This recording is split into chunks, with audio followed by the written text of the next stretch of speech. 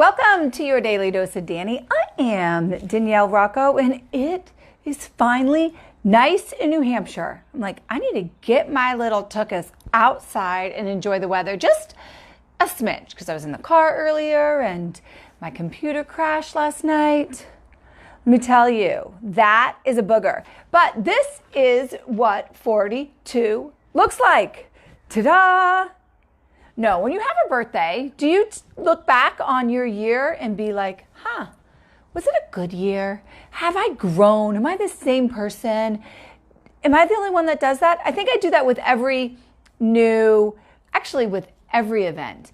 Like as the year changes, I do that. When I have a birthday, I do that. On Easter, I do that. On Christmas, I do that. So I'm constantly reevaluating where I was at all these massive landmarks throughout the year. Hey, Danielle. Danielle's got a really kick-ass yoga position. Like I could never do. I'm kind of hypnotized by it. Good for you. I wish. But man, when I think back last year, like what was going on, my brother and I were about to leave our family business. We had made that choice. We were both miserable, loving each other. Like he's my best friend and I can't talk too long about him because he's moving, which I'm so excited for their new adventure, but secretly it's killing me inside a little bit because we were that close. So like not just him, but his wife and my nieces. So anyways, and we were like, so this was a big thing to like break away from our family business. It was a big turning point. And now he's moving across the country. Now I am doing what I do. I'm a relationship expert, giving the gifts that God gave me and using them with my mouth and with my heart and to change not just my life and my relationship with myself and with others, but other people. So it's pretty different life that I am living. So I ask you, where were you? My birthday was May 2nd. That's why I was a little MIA for a week. Where were you a year ago? Were you in the same place? Was your life a little bit different? Was your mindset a little bit different? And I had a realization. I love to share my realizations in the hopes that maybe you have a realization like this, or it prompts you to have a realization like this. So we have a goal and we have a dream and we have these desires that we want so much, right? And we put all of this criteria on it, even when we think we're not and we're just being free, because how do I live my life? Just let me be open to everything, God, that you put in front of me. Right? So that's like how I live. But at the same time, there's still that little bit of controlling piece that I find sometimes I do. That's my ego. That's our ego talking to us. So every time you get there, you got to like kill it up. So for me, today, I made a decision that I was going to do something. That I was going to take on this project. It was put in front of me, and that this is what I'm going to do. I didn't really want to do it at first. At first, I was really pissed off. I was like, heck no, I don't want to do this. I'm going to be grouchy about doing this, and I hated it. I was really mad. Really mad. And then I said, what a jerk, Danielle. What a jerk.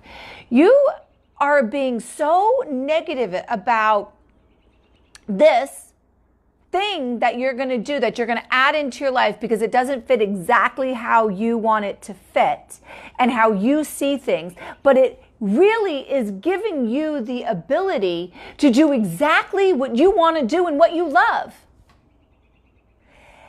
And I had this, and I was like, oh my gosh. Oh my goodness, how ungrateful of me. Like I was like, I'm trying not to be resentful and full of hate. Like that's how I was this morning. And then it came to me, that shame on me. So sometimes when you think and you get all of this anger inside of you, because you think maybe that how could this be? How could somebody like, how can I say this? It could, me taking this choice that I chose to do, to take on, I shouldn't have to do it. So because I said yes, and I know this is what I'm supposed to do in my heart, but I was fighting it so much. I started to put blame and resentment to somebody else. Yeah, shame on me. So I've come to peace with it. It's going to be amazing. And yeah, so there we go. That's 42. Eye-opening, still learning, still evolving. Although I had a great conversation, they're like, don't use evolving. Evolving's like growing another arm. Or they said something even grosser that scarred my brain, but I'm not going to talk about it. But leveling up, coming higher in my spirit, going higher into the great God that I love so much, becoming more one with the universe. We have to learn, we have to grow, and we have to surround ourselves with the people that we want to be and the people in every part of them that align with who you are. Because if there is one part of that person that does not align with you, you will move towards that and it will become you. That was another conversation I had. Good evening, Timothy, with Scott, my great friend who you'll see on the podcast. I'm going to be putting some of the podcasts on actually here, and then you can watch the rest on the podcast network, America's podcast network, because of course that would be what my platform is, because you know how much I love America. But now I'm jabbering. Have an amazing night. Oh, Jax, you just missed it. I just told our evolution story.